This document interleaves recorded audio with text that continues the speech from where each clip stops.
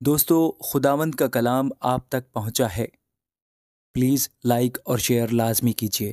God bless you. مرکز تیسرا باب۔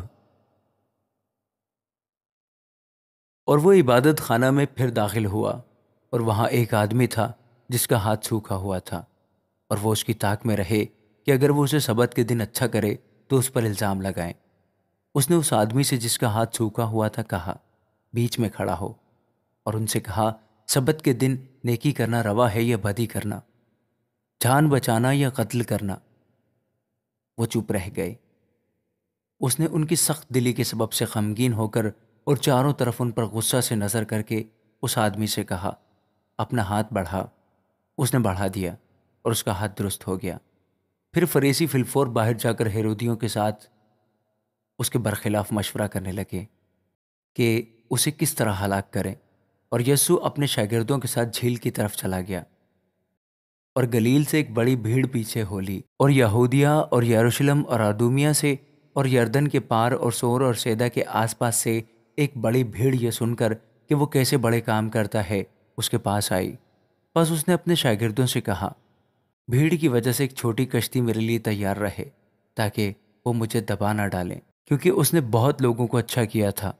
چنانچہ جتنے لوگ سخت بیماریوں میں گرفتار تھے اس پر گرے پڑتے تھے کہ اسے چھو لیں، اور ناپاک روحیں جب اسے دیکھتی تھیں اس کے آگے گر پڑتی اور پکار کر کہتی تھیں کہ تو خدا کا بیٹا ہے، اور وہ ان کو بڑی تاکید کرتا تھا کہ مجھے ظاہر نہ کرنا۔ پھر وہ پہاڑ پر چڑھ گیا، اور جن کو وہ آپ چاہتا تھا ان کو پاس بلایا، اور وہ اس کے پاس چلے آئے، اور اس نے 12 کو مقرر کیا تاکہ اس کے ساتھ رہیں، اور وہ ان کو بھیجے کہ منادی کریں اور بدروحوں کو نکالنے کا اختیار رکھیں۔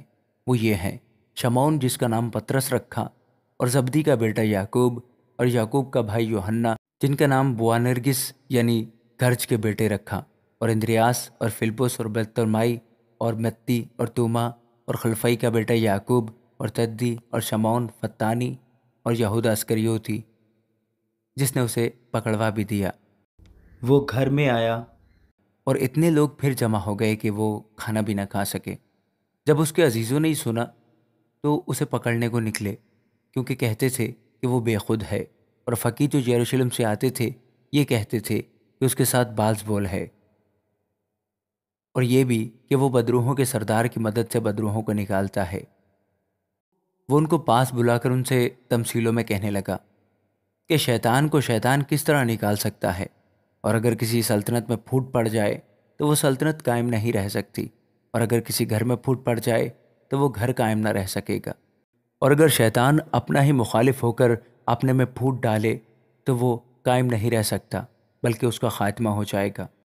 لیکن کوئی آدمی کسی زوراور کے گھر میں گھس کر اس کے اسباب کو لوٹ نہیں سکتا جب تک وہ پہلے اس زوراور کو نہ باندھ لے، تب اس کا گھر لوٹ لے گا۔ میں تم سے سچ کہتا ہوں کہ بنی آدم کے سب گناہ اور جتنا کفر وہ بکتے ہیں معاف کیا جائے گا، لیکن جو کوئی روح القدس کے حق میں کفر بکے وہ ابد تک معافی نہ پائے گا، بلکہ ابدی گناہ کا قصوروار ہے، کیونکہ وہ کہتے تھے کہ اس میں ناپاک روح ہے۔